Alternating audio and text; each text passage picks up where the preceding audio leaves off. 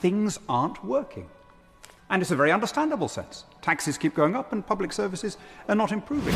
So technically it turns out that our entire political system is basically a broken computer where ministers frantically press buttons that aren't even connected to anything. A peer just revealed that civil servants have been writing letters in ministers' names without them knowing. Taxes keep rising while nothing actually works. And now focus groups show Brits are literally fantasizing about autocracy just to get the bins collected. So democracy in 2025 is where even Afghan hijackers from 2000 can outwit 6 Home Secretaries because the machine's completely knackered. Watch the video, and before you start, if you haven't yet, hit like, subscribe, and click the bell icon to stay updated, and drop your thoughts below. Let's hold the government accountable. My lord, it's always a great pleasure to follow the fresh and humane takes of Lord Griffith of Bury Port. The public sees a collective political failure. That was the phrase used by Baroness Alexander of Clevedon in her excellent, indeed outstanding contribution. And as she correctly says, that anger of the public, that sense of disillusionment, is exaggerated by the uniquely centralised nature of our polity. We have weaker local government here than in any European country except Malta, which in some ways is governed as a kind of continuous conurbation. And so when we have failures at the centre here, they are felt far more strongly elsewhere. And here's the extraordinary thing. That sense of anger and alienation, that rage against a failing political system, has happened before we've got to a recession. I say before because I can read the numbers of Labour's spending just like anyone else can. But let's put that more neutrally and say without a recession. We've been flatlining for a bit. So it's not a response to breadlines and mass unemployment. It's simply a sense that things aren't working. And it's a very understandable sense. Taxes keep going up and public services are not improving. The state seems unable to discharge its most basic core functions, such as policing its borders. But what I think people don't understand until they have been close to politics, until they've seen the system in operation, is the extent to which this is not a failure of will on the part of the elected ministers, so much as a systemic failure, because the minister, newly arrived, finds himself encased in an inert machine, a broken state machine. He's tugging at levers that have worked loose, he's pressing at buttons that are disconnected, he's giving instructions and nothing seems to work. Take one example because it was going on for a long time. The case of the Afghan hijackers who arrived at Stansted after diverting their flight at gunpoint in 2000. 6 successive Home Secretaries, 5 Labour and 1 Conservative, tried to remove them, including the noble Lord, Lord Reid, and the noble Lord, Lord Blunkett. They had public opinion on their side, they had parliamentary support, and they were unable to do it. And they were unable to do it because they were jabbing at that disconnected button. And it's the same whether it's planning or energy policy. Ministers come in with all sorts of ideas, having sincerely made promises, and find that the machine doesn't let them deliver those promises. And until we sort that problem out, the anger and disillusion of the public will increase to the point, I fear, where people may feel in an irrational rage that, like a man who takes a cudgel to his computer because it's malfunctioning, that they need to get something out of their system, even though the net result will be worse. I think we underestimate the extent to which this has happened in our lifetimes, and indeed specifically since 1997.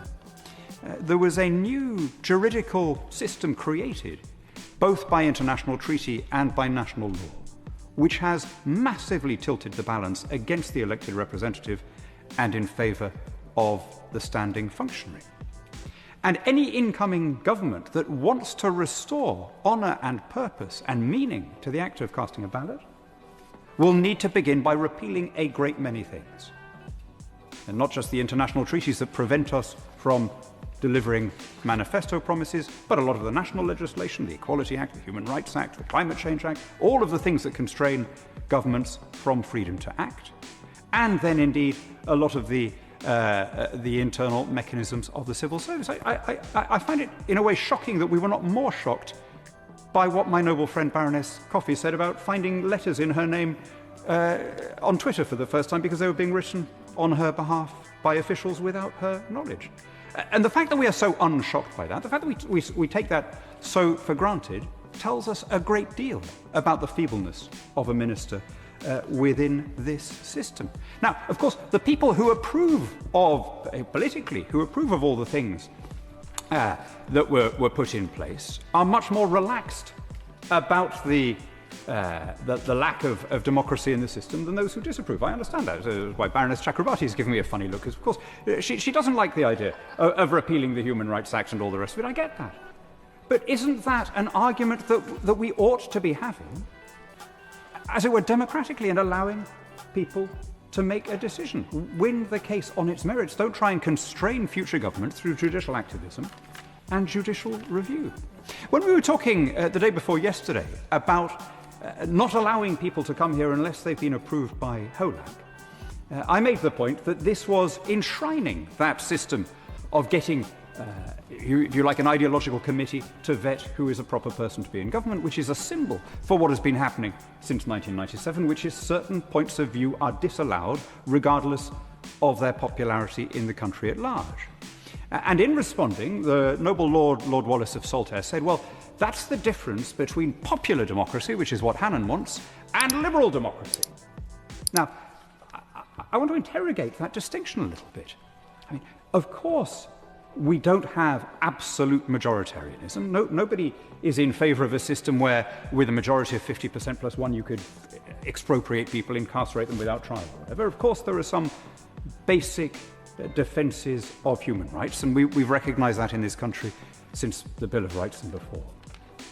But liberal democracy, in that sense, that a bunch of good chaps in HOLAC should determine who is a fit person to be here, I don't really see how that's any different from saying democracy by liberal Democrats, or at least by people who prove, acceptable to liberal Democrats, that a certain kind of perspective, whatever its popular reach, is just not proper in these chambers. And I think, my lords, that has a great deal to do with what looks like the looming collapse of a two-party system that we've had for the better part of a century, and with a commensurate feeling that the entire system has failed, and the sense that one detects now in focus groups this rather scary thing of people saying maybe we need some kind of autocratic government to sort it out, just to get things to work, just to make things happen, just to get the public services running, just to make sure that our borders are secure. That is the smashing up of the malfunctioning computer. And my lords, unless we anticipate it, unless we restore power to elected representatives nationally and locally, I fear the cudgel will descend. Don't forget to like this video if you're tired of politicians treating Parliament like amateur hour. Subscribe and click the bell icon for more accountability breakdowns, and drop your thoughts below.